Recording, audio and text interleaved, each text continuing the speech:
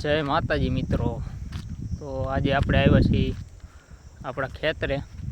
બીજું આપણું ખેતર છે અહીંયા હળ આંક્યું હતું કાલે, એટલે કીધું ચક્કર મારી આવી। તો આ તમે જોયો છો, તમે હળ હાલી ગયું છે બરાબર।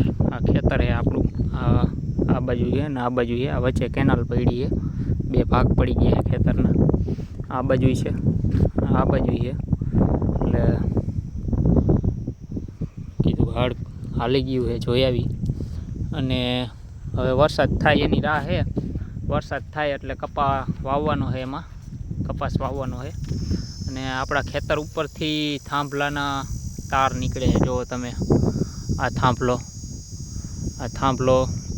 એક અહીંયા છે અને એક અહીંયા છે જો। એટલે આપણા ખેતર ઉપરથી જ થાંભલાના તાર નીકળશે। એટલે થાંભલાના તાર નીકળે એમાં કાંઈ મજા નથી।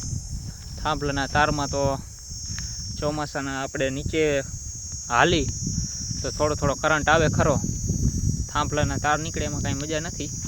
બાકી વહેલા મોડો આપણે છે ને એ લાઈનનો ખર્ચો કરવો છે। જો તમે અહીંયા લાઈન દેખાતી છે, આવી લાઈન, એટલે આપણે લાઈન નાખવી છે વહેલા મોડી। ખર્ચો થાય થોડો ઘણો, એમાં થોડો ઘણો એટલે 7-8 લાખ રૂપિયાનો ખર્ચો થાય, પણ કરવું છે એકવાર, લાઈન નાખવી છે।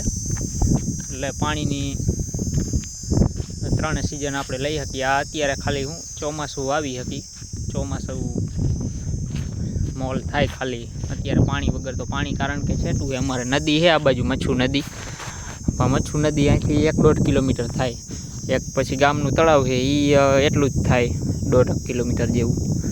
એટલે થોડીક પાણીની તકલીફ છે, બાકી પાણી હોય તો 3 સિઝન આવે। એટલે આપણે આજે આવ્યા હતા, કીધું હળવાળા ખેતરે આંટો મારી બરાબર। અને આવા વિડીયો જોવા માટે આપણી ચેનલને સબસ્ક્રાઈબ કરી લેજો। વિડીયો આવશે ક્યારેક બરાબર, વિડીયો રોજ આવશે, ક્યારેક નહીં પણ રોજ આવશે। અને આવા બ્લોગ બનાવતા રહીશું। એટલે લાઈક શેર કરજો અને સબસ્ક્રાઈબ કરજો ચેનલને, અને વિડીયો પૂરો જોઈજો। હાલો તો મળીએ નવા વિડીયોમાં, નવા બ્લોગમાં।